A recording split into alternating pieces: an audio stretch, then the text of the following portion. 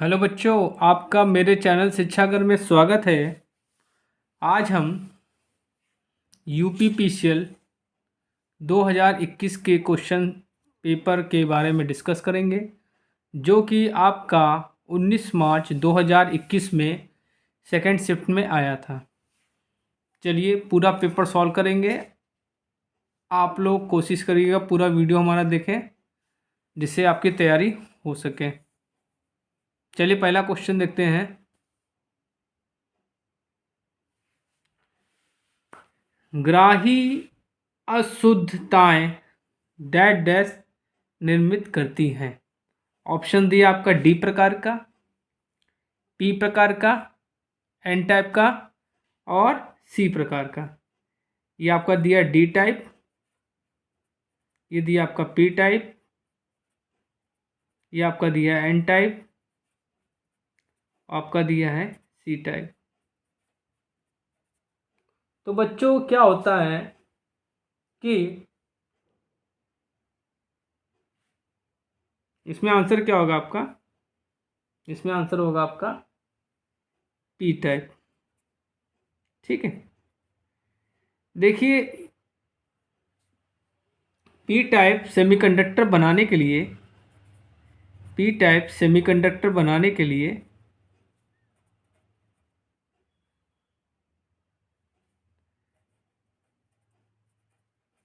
ठीक है, हम लोग क्या करते हैं, ट्राईवैलेंट इम्प्योरिटी मिलाते हैं। ट्राईवैलेंट इम्प्योरिटी मिलाते हैं। ठीक है, ट्राईवैलेंट के एग्जांपल क्या है आपके? जैसे आपका क्या है, एल्युमिनियम है,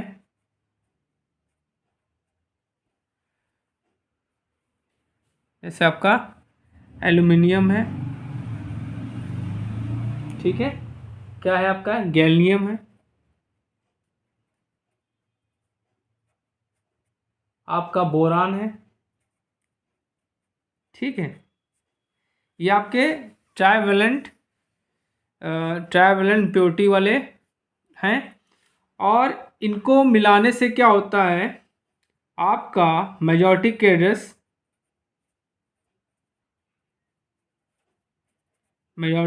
क्या होते हैं? होल्स होते हैं। और माइनॉरिटी कैरियर्स क्या होते हैं?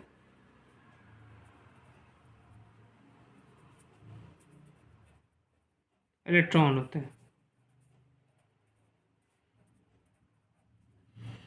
ठीक है, चलिए अगला क्वेश्चन देखते हैं।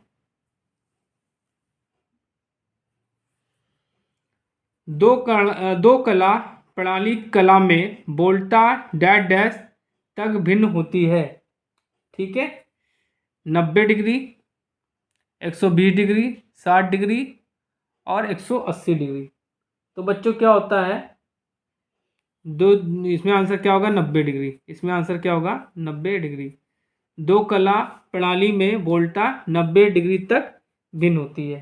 ठीक है, ये देखिए आपका क्या हो गया, ये आपका फेज 1 मान लेते हैं, और ये आपका क्या होगा? फेज 2। इनके बीच में जो डिग्री क्या होगा, एंगल, वो क्या होगा? 90 डिग्री होगा। चलिए अगला क्वेश्चन देखते हैं।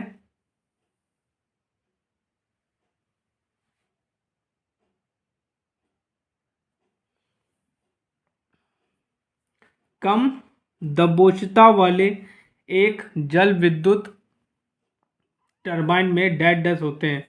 बंकी टरबाइन होते हैं, फ्रांसिस टरबाइन होते हैं, पेल्टन व्हील होता है, कपलान टरबाइन होता है। Kaplan Kaplan turbine. तो इसमें आंसर क्या होगा? Kaplan turbine. ठीक है, चलिए अगला क्वेश्चन देखते हैं।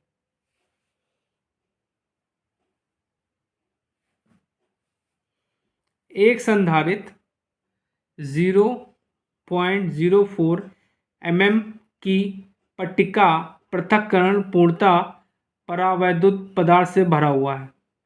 ठीक है, यदि सामग्री की परावैद्युत सामर्थ्य 10 kV पर mm है, तो संधारित्र का अधिकतम वोल्टता निर्भर होगा।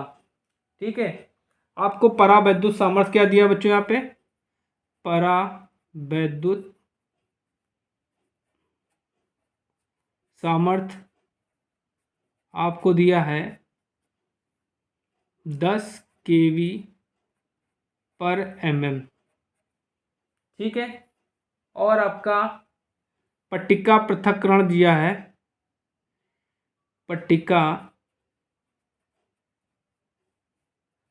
पृथक्करण ये दिया है आपको 0.04 mm, ठीक है।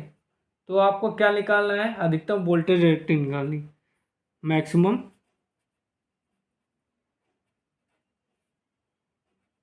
Voltage rating. तो इसका फॉर्मूला क्या होता है? इन दोनों को आपस में मल्टीप्लाई कर देंगे, मतलब परावैद्युत सामर्थ्य इंटू पट्टिका पृथक्करण, पट्टिका पृथक्करण। तो ये आपकी दी है 10 kV, तो इसको हम वोल्टे में चेंज करेंगे। वोल्ट में तो ये हो जाएगा 1000 से मल्टीप्लाई हो जाएगा। और आपकी जो ये दी है पृथक, ये कितने 0.04, तो इसको बच्चों सॉल्व करेंगे, इसको सॉल्व करेंगे तो आपका क्या आएगा? ये आपका आएगा 400 वोल्ट, ठीक है। तो ऑप्शन आपको दिए हैं 100 वोल्ट दिया है, 800 वोल्ट दिया है, 1600 वोल्ट दिया, 400 वोल्ट। तो बच्चों आंसर क्या होगा आपका? 400 वोल्ट बिल्कुल सही आंसर है। चलिए बच्चों अगला क्वेश्चन देखते हैं। क्वेश्चन है, उपकेंद्रों में बैटरी का कार्य डैश डैश प्रदान करना है। ऑप्शन दिया है वोल्टता विनियमन, जिसको बोलते हैं वोल्टेज रेगुलेशन बोलते हैं, आपातकालीन प्रकाश, परिपथ को बंद करने की शक्ति, मीटर चालन। तो बच्चों आंसर क्या होगा? परिपथ को बंद करने की शक्ति, ठीक है। चलिए अगला क्वेश्चन देखते हैं।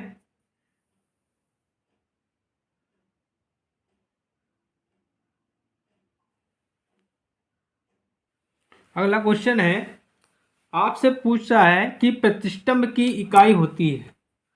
प्रतिष्ठम्भ को आप कई बुकों में पढ़ेंगे प्रतियास, इसको प्रतियास भी बोलते हैं, ठीक है। और इसको रिप्रेजेंट करते हैं बच्चों कैपिटल एस से, ये भी आपको जानना चाहिए। तो प्रतियास का आपसे पूछ रहा है कि यूनिट क्या है?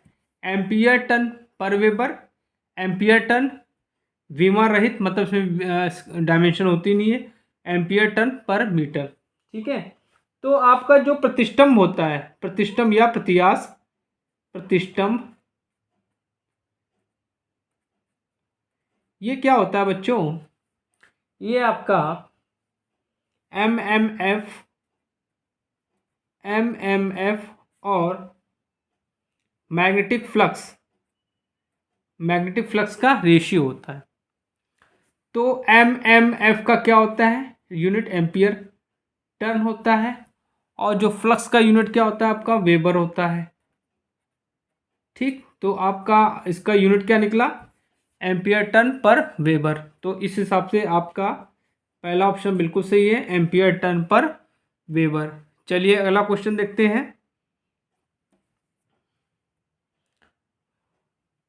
भंवर धारा हानि को कैसे रोका जा सकता है? उच्च पारगम्यता वाली सामग्रियों का उपयोग करके, उच्च अभिवाह घनत्व सामग्री का उपयोग करके, आवृत्ति को घटाकर, पतले अस्तरण द्वारा, पतले अस्तरण द्वारा। तो बच्चों आंसर क्या होगा इसमें? पतले अस्तरण द्वारा जो है हम लोग क्या करते हैं, भंवर धारा हानियों को रोक सकते हैं। भंवर हानियों को रोकने के लिए क्या होता है?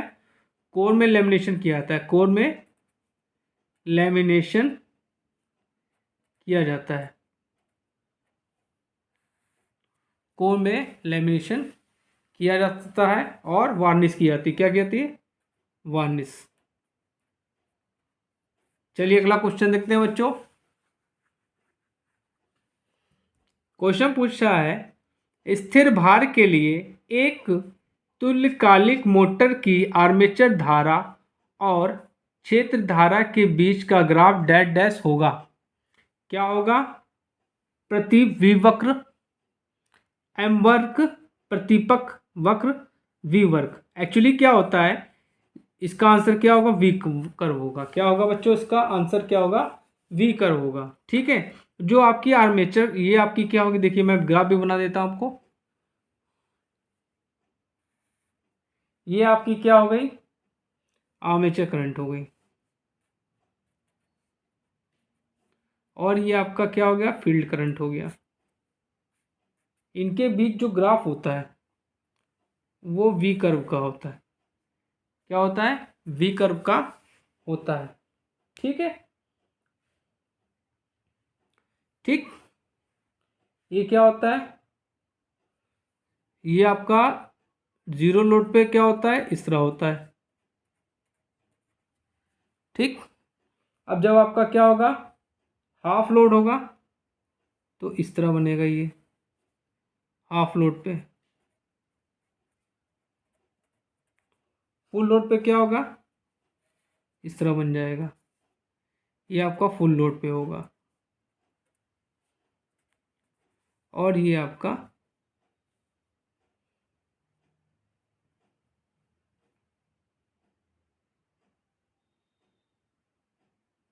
ये पावर फैक्टर होता है यहाँ पे।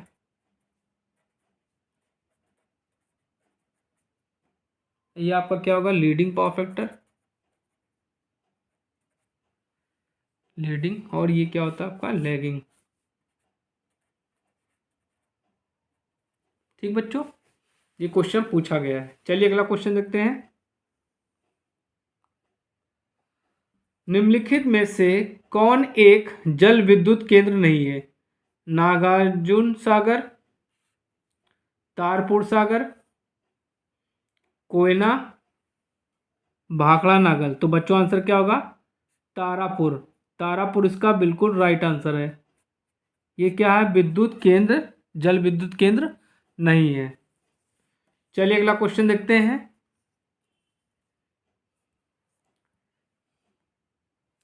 यदि ज्ञात तरंग की अवधि 1/2 मिली सेकेंड है तो इसकी आवृत्ति कितनी होगी?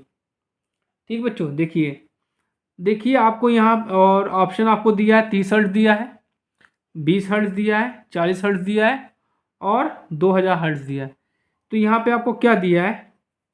टाइम, मतलब टी की वैल्यू दी है आपको 1/2 मिली सेकेंड। आपसे फ्रीक्वेंसी पूछ रहा है। ठीक है। तो फ्रीक्वेंसी का फॉर्मूला होता है 1/t होता है। क्या होता है? 1/t। तो यहाँ पे वैल्यू रख देंगे टी की 1/2। ये आपका मिली सेकेंड है तो इसको 10⁻³ से मल्टीप्लाई कर देंगे तो ये क्या आ जाएगा? ऊपर चला जाएगा तो 2, ये 2 ऊपर चला जाएगा और ये 10⁻³ भी ऊपर चली जाएगी तो हो जाएगा माइनस, ये प्लस का 3 हो जाएगा। तो आपका आ जाएगा 2000 हर्ट्ज। क्या आ जाएगा? 2000 हर्ट्ज आएगा। तो इस हिसाब से आपका चौथा ऑप्शन बिल्कुल सही है। चलिए अगला क्वेश्चन देखते हैं।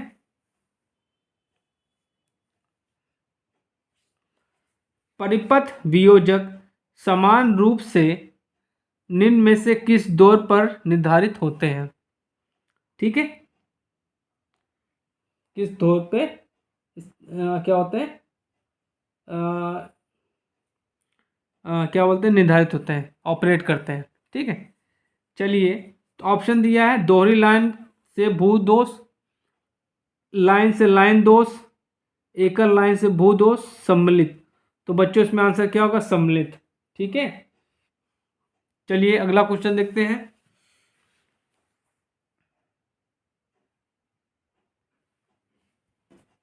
यदि एक प्रेरणी मोटर की वायु अंतराल शक्ति और यांत्रिक विकसित शक्ति 20 किलोवाट और 6 किलोवाट है तो घूर्णक ओमिक हानि कितनी होगी। ठीक बच्चों, आपको क्या क्या दिया है, आपको दिया है पावर गैप, पीजी की वैल्यू कितनी दी आपको 20 किलोवाट, और आपको मैकेनिकल पावर कितनी दी है 6 किलोवाट। ठीक है, आपसे पूछा है rotor ohmic losses, rotor ohmic losses, तो ओमिक लॉसेस क्या होंगे, हम क्या करेंगे, पीजी में से पीएम घटा देंगे, तो पीजी की वैल्यू कितनी है आपकी 20 और इसकी 6, तो इसको सब्ट्रैक्ट करेंगे तो आपका आ जाएगा 14 किलोवाट। तो बच्चों आंसर इसमें आपका क्या होगा 14 kilowatt is the right answer. चलिए अगला क्वेश्चन देखते हैं। किसी परिणामित्र का प्रेरणकी प्रतिघात किस प्रचालन पर निर्भर करता है।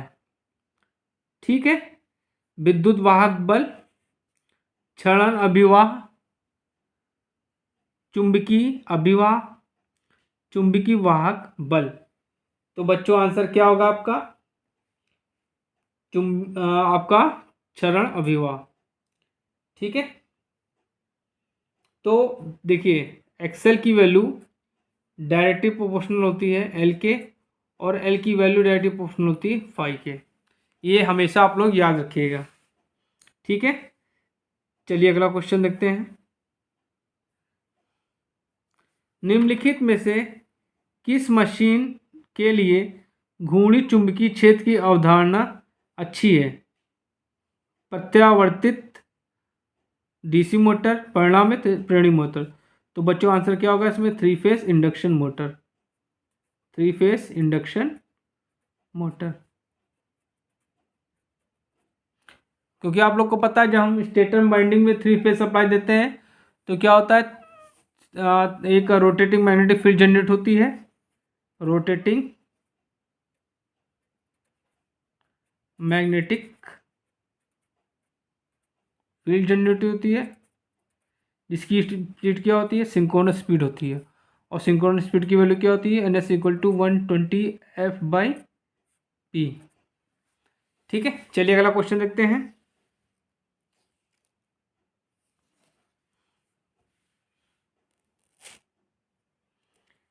थ्री फेज प्रेरण मोटर की गतिहीन अवस्था में होने पर समर्पण का मान क्या होगा। ठीक है, चलिए देखते हैं। -1 होगा, बहुत अधिक होगा, 1 होगा, 0 होगा। देखिए जो आपका स्लिप होता है, स्लिप इक्वल टू क्या होता है NS minus NR upon NS। NS क्या है सिंक्रोनस स्पीड है,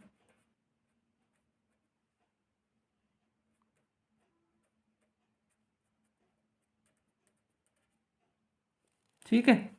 NR क्या है आपकी रोटर की स्पीड है।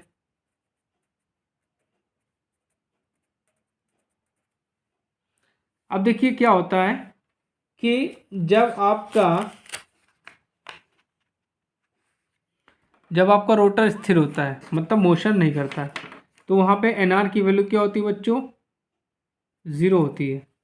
ठीक है, तो यहाँ पे वैल्यू रख देंगे, तो S equal to NS minus 0 upon NS। ठीक है,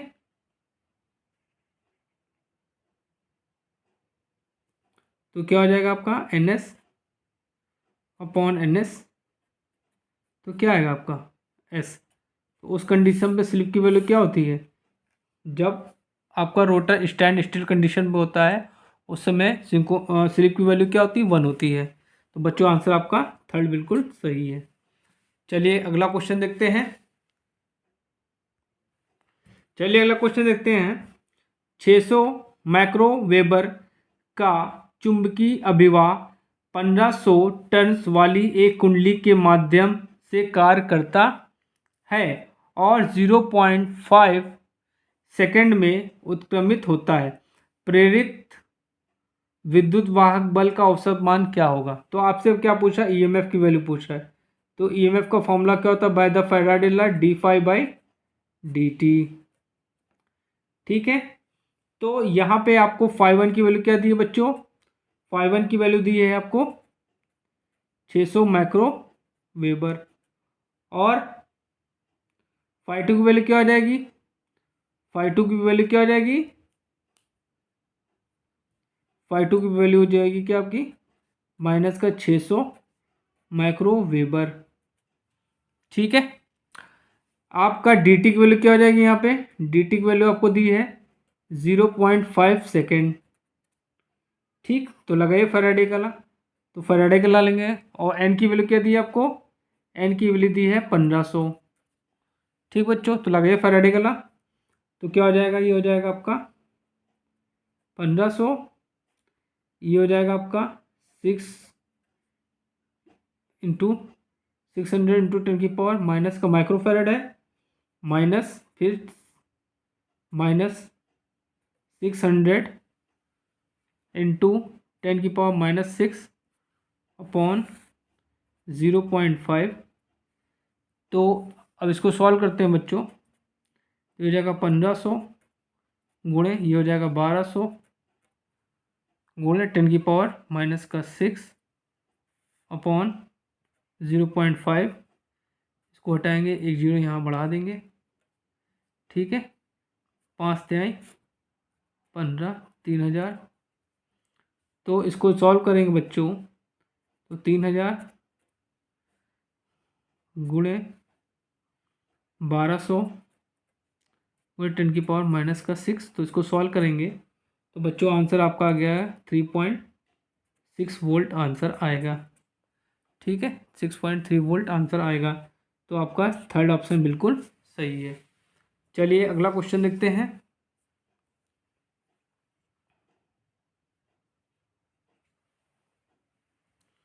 शून्य भार पर प्रचालित होने से इनमें से किस मोटर की गति अधिकतम होगी।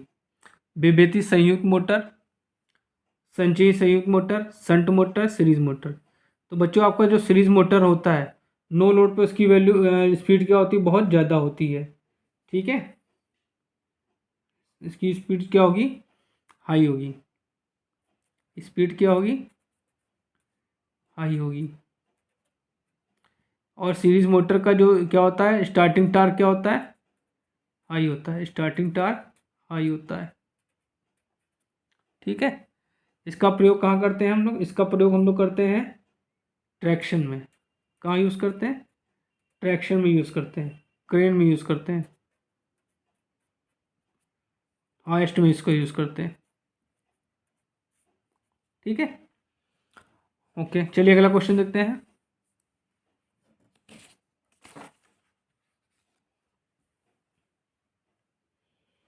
यदि डीसी मोटरों में कार्बन ब्रशों का संपर्क प्रतिरोध अधिक हो तो धारा को सीमित किया जा सकता है, ताप को सीमित किया जा सकता है, स्पूलिंग को सीमित किया जा सकता है, वोल्टता को सीमित किया जा सकता है। तो बच्चों आंसर क्या होगा आपका, थर्ड ऑप्शन सही है। स्पूलिंग को सीमित किया जा सकता है, मतलब स्पार्किंग को सीमित किया जा सकता है। चलिए अगला क्वेश्चन देखते हैं।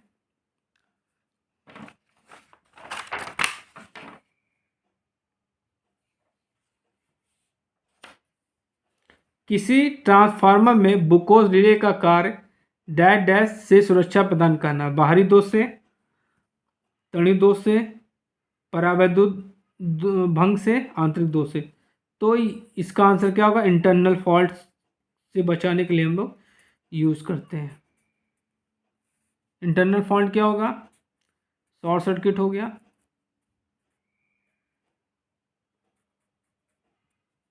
इंसुलेशन, इन सब से बचाने के लिए हम लोग बुकोज रिले का प्रयोग करते हैं। ठीक है, ये क्या क्या होती है, गैस पर प्रचालित होती है, गैस पर प्रचालित होती है। ठीक है, चलिए अगला क्वेश्चन देखते हैं। किसी वियोजक परिणामित्र में डैश डैश होते हैं। ठीक है, 1:2, फेरानुपात 2:1, फेरानुपात 0, फेरानुपात 1:1, फेरानुपात। तो बच्चों आंसर आपका चौथा सही है। क्या होता है? 1:1 1 रेशियो होता है, 1:1। ठीक है, ये रेशियो होता है। ठीक ठीक, इनका प्रयोग क्या करते हैं हम लोग? इनका प्रयोग जो होता है, इनका जो आपके ये जो आइसोलेशन इन ट्रांसफार्मर को क्या बोलते हैं? ये जो वियोजन ट्रांसफार्मर होता है, इनको बोलते हैं आइसोलेशन ट्रांसफार्मर। आइसोलेशन ट्रांसफार्मर कहते हैं। ठीक, इनका प्रयोग क्या करते हैं? जो आपके इंस्ट्रूमेंट्स होते हैं, इंस्ट्रूमेंट्स, इनमें सडनली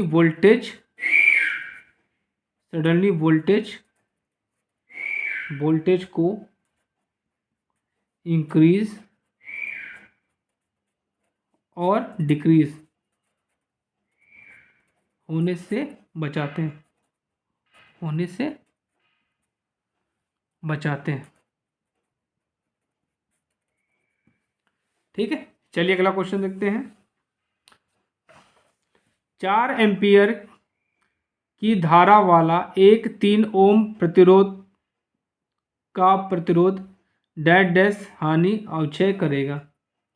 ठीक है, तो आपसे पूछ रहा है कि लॉसेस पूछ रहा है। तो देखिए पावर लॉसेस क्या होता है? I²R।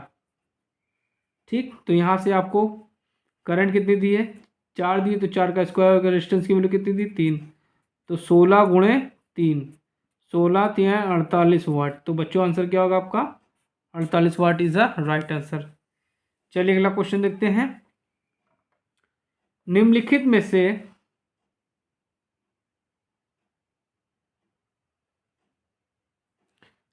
में से किसे वोल्टा स्रोत के संदर्भ के रूप में प्रयोग किया जाता है?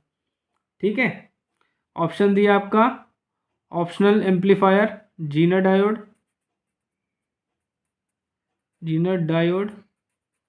जंक्शन डायोड और ट्रांजिस्टर। तो बच्चों इसमें आंसर क्या होगा? जीनर डायोड का प्रयोग हम लोग करते हैं। जीनर डायोड जो क्या होता है कि स्पेशल टाइप का डायोड होता है। ये क्या करता है? रिवर्स बायस में काम करता है, ठीक है, इसका क्या करते हैं? एज अ वोल्टेज रेगुलेटर, इसका ये क्या करता है? वोल्टेज रेगुलेट करता है, वोल्टेज रेगुलेशन में इसका प्रयोग करते हैं, वोल्टेज रेगुलेशन में इसका प्रयोग करते हैं। ठीक बच्चों, चलिए अगला क्वेश्चन देखते हैं।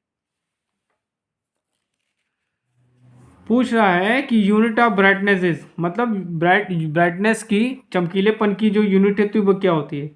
ल्यूमेन होती है, ठीक है, और कैंडिला होती है, लैम्बर्ट होती है, लक्स होती है। तो बच्चों आंसर क्या होगा? Lambert is the right answer. चलिए अगला क्वेश्चन देखते हैं। एक प्रत्यावर्तित में प्रति ध्रुव 9 प्रकाश है। यदि प्रत्येक कुंडली 8 प्रकाश तारकत्व पर विस्तृत होती है तो तारकत्व गुणांक क्या होगा? तो जो आपका तारकत्व गुणांक होता है, केपी जो होता है, इसका फॉर्मूला होता है आपका cos α/2। ठीक है, तो यहाँ पे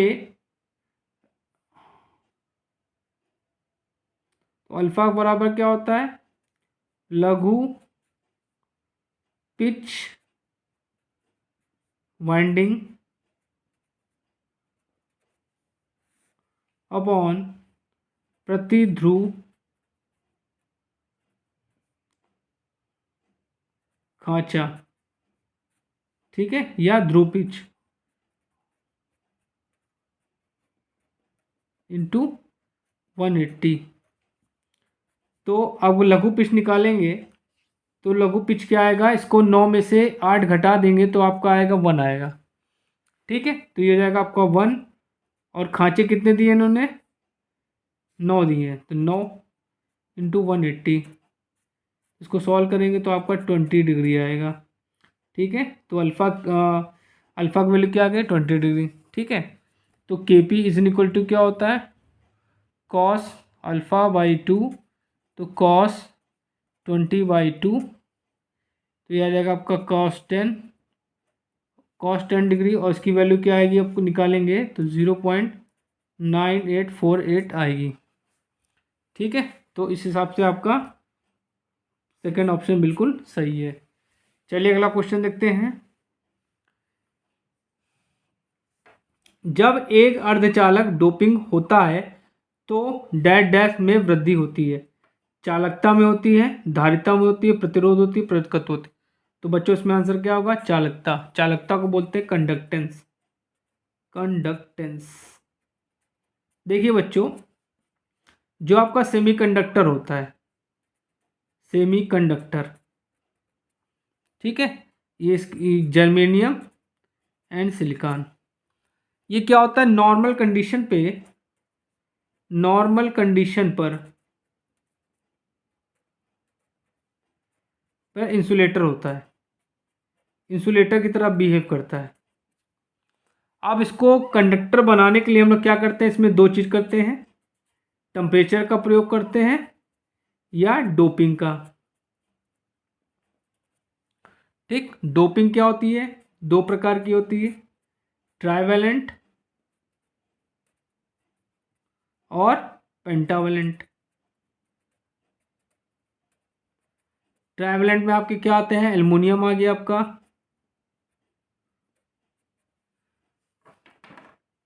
एल्युमिनियम का आ गया, बोरान आ गया, गैलियम आ गया, और पेंटावेलेंट में आपके क्या आ गए, फास्फोरस हो गया, आर्सेनिक हो गया। ठीक है, ट्राइवेलेंट से आपके पी टाइप सेमीकंडक्टर बनते हैं और इससे एन टाइप। ठीक, और जब तो फिर क्या बन जाते हैं, एक कंडक्टर बन जाते हैं और इसमें क्या होता है करंट का फ्लो हो सकता है। चलिए अगला क्वेश्चन देखते हैं।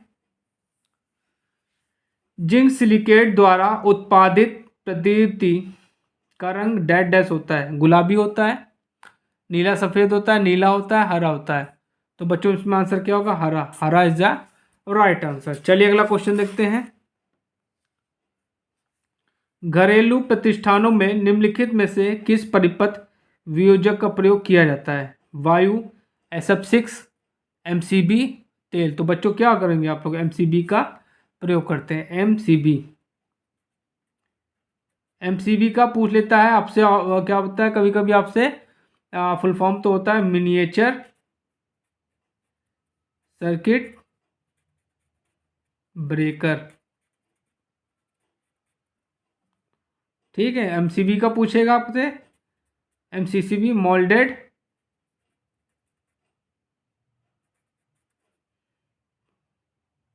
Moulded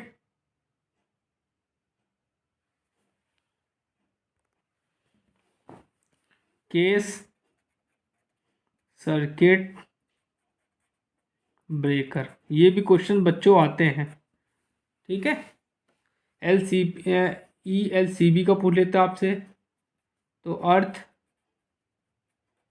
leakage circuit breaker. ठीक है, तो ये सब आपको फुल फॉर्म्स आने चाहिए। ठीक है, चलिए अगला क्वेश्चन देखते हैं।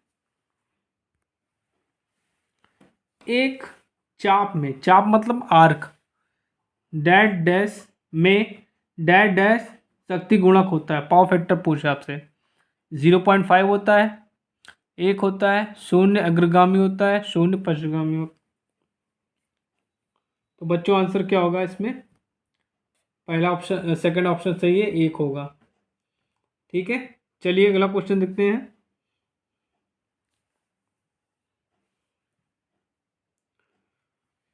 दो बैटरियां E1 और E2 जिनका विद्युत वाहक बल क्रमशः 6 वोल्ट 2 वोल्ट है तथा आंतरिक प्रतिरोध क्रमशः 2 ओम 3 ओम है, और एक 5 ओम के साथ समांतर क्रम में जुड़ी बैटरी के टर्मिनल वोल्टेज कितनी होगी?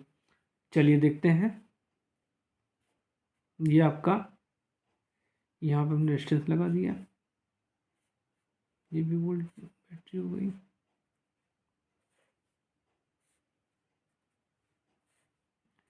पाँच ओम हो गया, ये आपका पॉजिटिव निगेटिव, 2 वोल्ट, 3 ओम, 2 ओम, पॉजिटिव निगेटिव 6 वोल्ट। ठीक है, तो आपसे क्या पूछा है बच्चों इसमें? टर्मिनल वोल्टेज क्या होगी?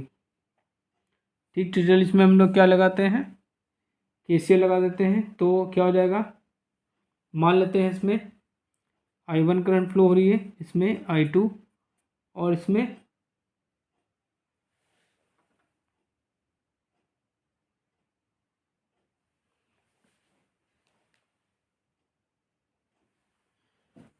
I3 फ्लो हो रही है, इसमें I2 फ्लो हो रही है। तो सब कम करंट का क्या सम क्या होगा, by the KCL plus I2 is equal to 0 होगा।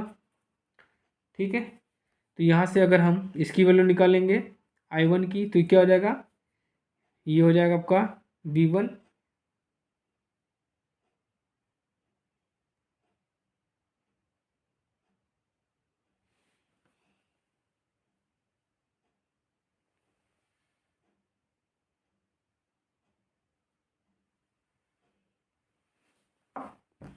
तो इसको कर देते हैं VT माइनस 6 अपॉन, ये हो जाएगा आपका 2 हो जाएगा।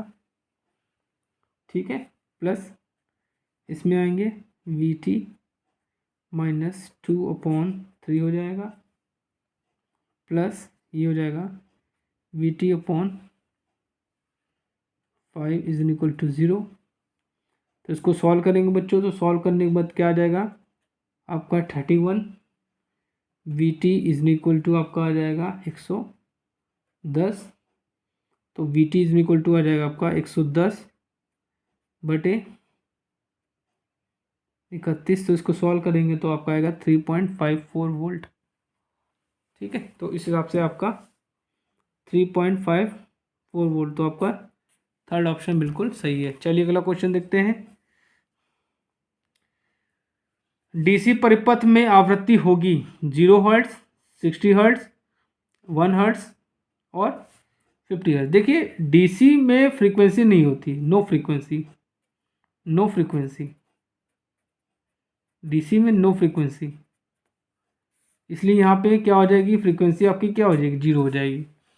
ठीक है, चलिए अगला क्वेश्चन देखते हैं।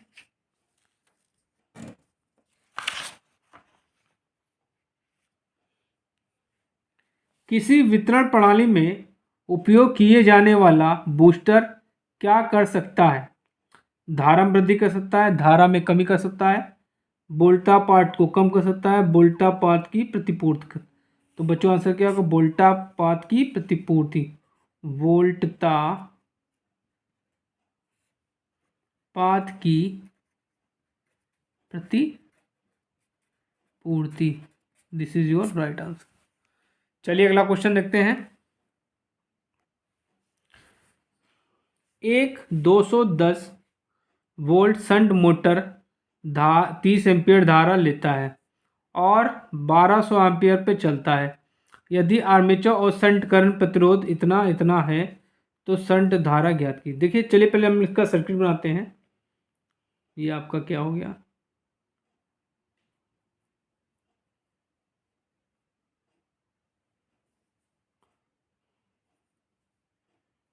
ये आपका आर्मेचर हो गया।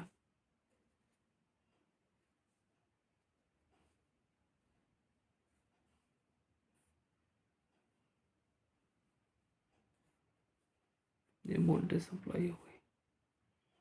ठीक है, ठीक, ये प्लस, ये माइनस, ये ई बी हो गया आपका, ये आपका आर ए हो गया, ये आपका आर एस एच हो गया, ये आपकी शंट करंट आएगी, ये आपकी आर्मेचर करंट आएगी, ये आपकी लोड करंट है। ठीक है, यहाँ पे बच्चों आपको क्या क्या दिया ध्यान से देखिए। यहाँ पे क्या दिया आपको, लोड करंट, जो लोड कर ये करंट जो आ रही है कितनी दी है, ये लोड करंट दिया आपको 30 एम्पियर। ठीक है, आपको स्पीड क्या दे दी है, 1200 आरपीएम। ठीक है, आपको सप्लाई, वोल्टेज सप्लाई कितनी दी है, 210 वोल्ट।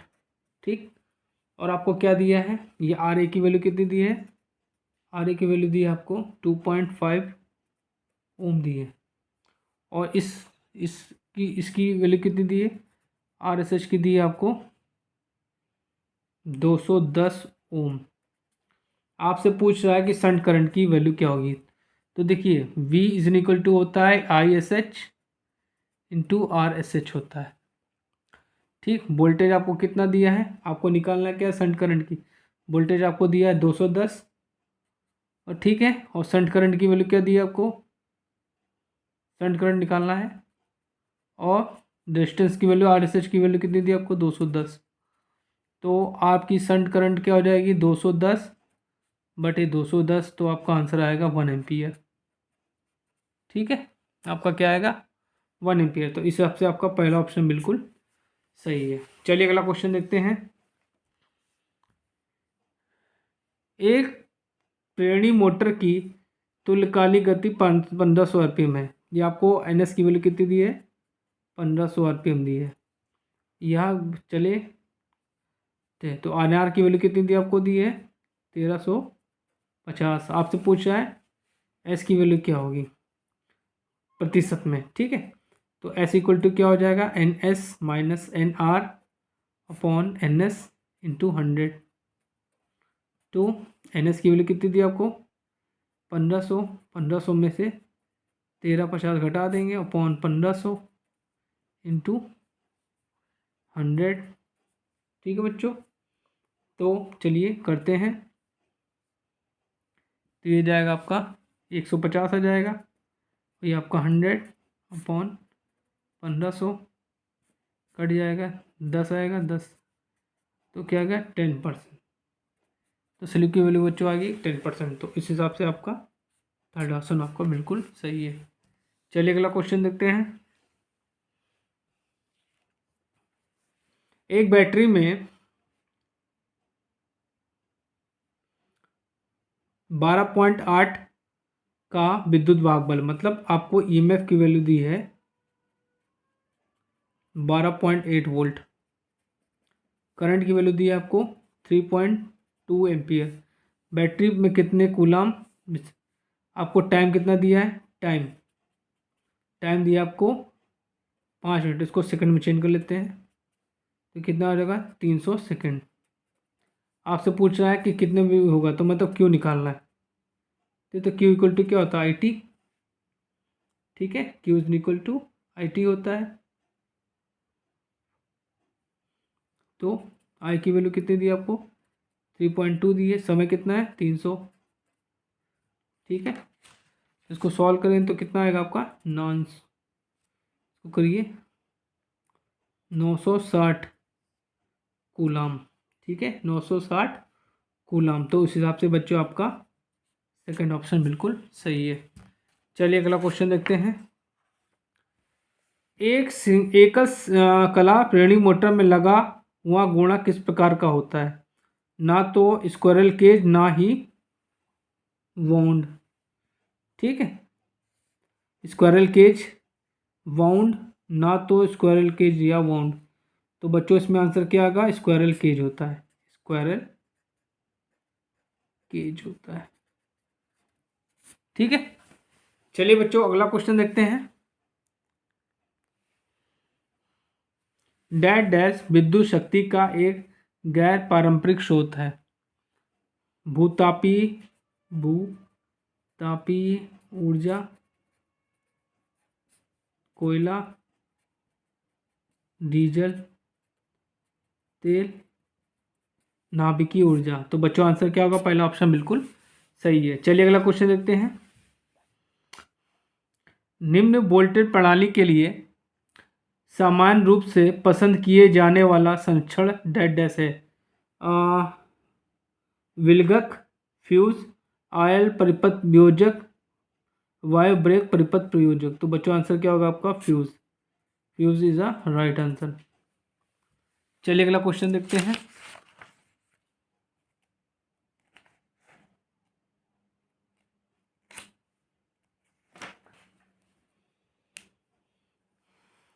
पाँच 0.5 आर्मेचर प्रतिरोध और 180 पश्च विद्युत वाहक बल से 200 VC DC वोल्ट का विकसित कर्षित भार धारा क्या होगी? देखिए आपको क्या दिया है, आर्मेचर प्रतिरोध मतलब RA की वैल्यू कितनी दी है आपको? 0.5 दिया है। ओम बैक EMF EB की वैल्यू आपको कितनी दी है? 180 वोल्ट। ठीक है, V की वैल्यू कितनी दी है आपको? 200 वोल्ट दिया है। आपसे क्या पूछ रहा है? आर्मेचर करंट पूछ रहा है ना। आपसे क्या पूछ रहा है बच्चों? Armature current. तो देखिए E B is equal to क्या होता है? V माइनस IA होता है। ठीक है, V माइनस RA होता है बैक EMF। तो बैक EMF की वैल्यू आपको क्या दी बच्चों? बैक EMF की वैल्यू दी आपको 180, वोल्टेज की 200, आर्मेचर करंट निकालनी है और रेजिस्टेंस की वैल्यू दी है 0.5। इसको धर लिया, इसको धर लिया।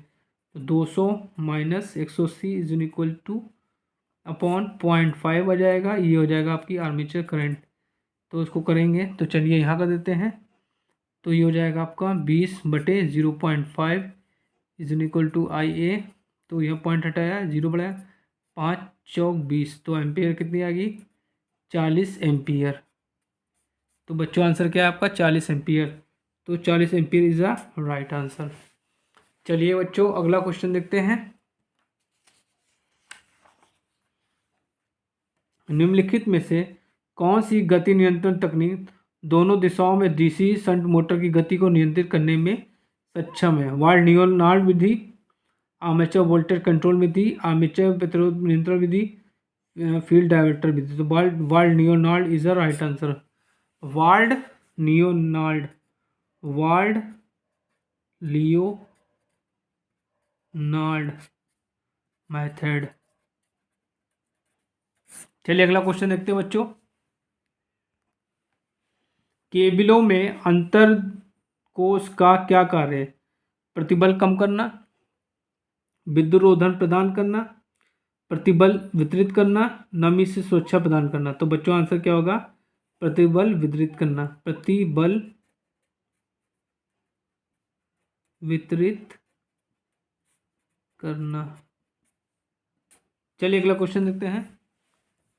प्रतिघाती शक्ति प्रतिकरण के लिए उपयोग किए जाने वाले संधारित्रों का निर्भर डैश डैश में किया जाता है? KVA में, KVR में और किलोवाट में, KVA। तो बच्चों आंसर क्या होगा? KVR में। चलिए अगला क्वेश्चन देखते हैं।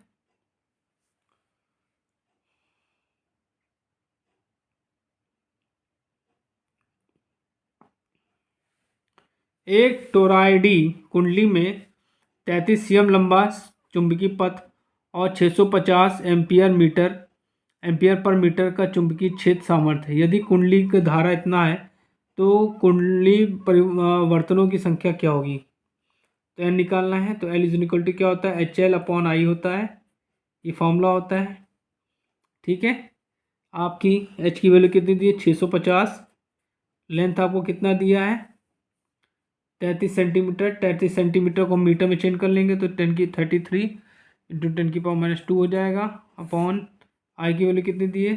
250 मिली एम्पियर। इसको हम मिली एम्पियर में करेंगे तो 250 गुणे 10⁻⁻3। तो इसको सॉल्व करेंगे तो ये आ जाएगा आपका 858। ठीक है, तो आपका 858 इज अ राइट आंसर। चलिए अगला क्वेश्चन देखते हैं। प्रेरण जनित्र का सर्पण हमेशा डैश डैश होता है? 0 होता है, ऋणात्मक होता है, 1 होता है और धनात्मक होता है। तो बच्चों आंसर क्या होगा? ऋणात्मक होता है। ठीक है, बहुत इंपॉर्टेंट क्वेश्चन है। चलिए अगला क्वेश्चन देखते हैं। निम्नलिखित में से किस विद्युत संयंत्र में प्रोत्कर्ष टंकी सर्ज टैंक होते हैं? नाभिकीय, जल विद्युत, डीजल और आपका तापीय। तो क्या आंसर होगा बच्चों इसमें?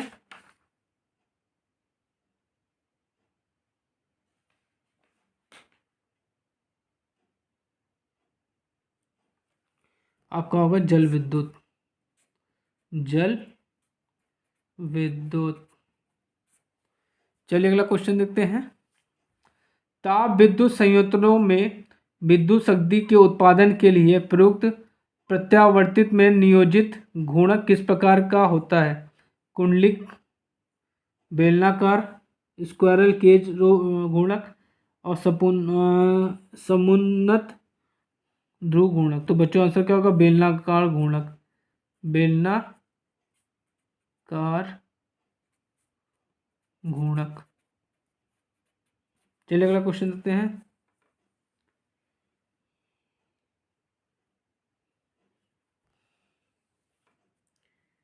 बारह ओम की प्रतिरोधकता वाले प्रतिरोधकता और 25 ओम की प्रेरित प्रतिघात वाली एक कुंडली में 41 ओम की धारिता प्रकार में जुड़े हैं। ठीक है, यह संयोजन 230 वोल्ट 50 फ्रिक्वेंसी हर्ट्ज की आपूर्ति के साथ जुड़ा हुआ है। परिपथ की प्रतिबाधा क्या है? देखिए यहाँ पे आपको आर की वैल्यू कितनी दी है? आपको 12 ओम दी है प्रेरण। एक्सएल की वैल्यू कितनी दी है? आपको 25 ओम दी है। कुंडली एक्ससी की वैल्यू कितनी है? आपको 41 दी है। ठीक है, तो चलिए इसको सॉल्व करते हैं। तो z की वैल्यू निकाल। z का इक्वल टू क्या होता है RLC में? √r² plus XL minus XC का होल स्क्वायर। r का स्क्वायर मतलब 12 का स्क्वायर, ये हो जाएगा एक्सएल का मतलब 25 माइनस 41 का स्क्वायर मतलब 12 का स्क्वायर प्लस माइनस 16 का स्क्वायर। तो 12 का स्क्वायर 144, 16 का 256। इसको सॉल्व करेंगे आपका आएगा 400 और 400 का होता है 20। तो इम्पीडेंस की वैल्यू क्या आएगी आपकी? 20 ओम। ठीक है, तो इस हिसाब से आपका सेकंड ऑप्शन बिल्कुल सही है। चलिए अगला क्वेश्चन देखते हैं, लास्ट क्वेश्चन। अब ये जो पेपर है आपका बच्चों, ये 3 पार्ट में हम बनाएंगे। पहला पार्ट में हम 50 ऑब्जेक्टिव क्वेश्चन बताएंगे, सेकंड पार्ट में आप 50 ऑब्जेक्टिव क्वेश्चन बताएंगे, थर्ड पार्ट में आपके 50 ऑब्जेक्टिव क्वेश्चन बताएंगे। चलिए अगला क्वेश्चन देखते हैं। एक 500 केवीए परिणामित में 200% प्रतिघात 200 केवीए पर इसका प्रतिशत कितना होगा? 2000 केवीए पर इसका प्रतिशत कितना होगा, ये आपसे पूछ रहा है। बहुत इंपॉर्टेंट क्वेश्चन है। इसको कैसे करेंगे बच्चों? तो देखिए इसको कैसे करेंगे। ये हो जाएगा KVA1 upon KVAA2 is equal to x upon x2। ठीक है, तो आपको KVA कितना दिया है यहाँ पे? पहला कितना दिया? 500। दूसरा आपसे पूछा 2000। x1 की वैल्यू कितनी दी आपको? 2। x2 पूछ रहा है, तो x2 इक्वल टू क्या हो जाएगा? x2 इक्वल टू हो जाएगा आपका 2 गुणे 2000 बटे 500।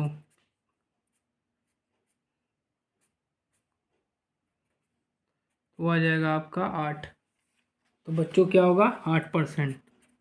ठीक है, तो इस हिसाब से आपका चौथा ऑप्शन बिल्कुल सही है। तो बच्चों आज मैंने आपको यूपी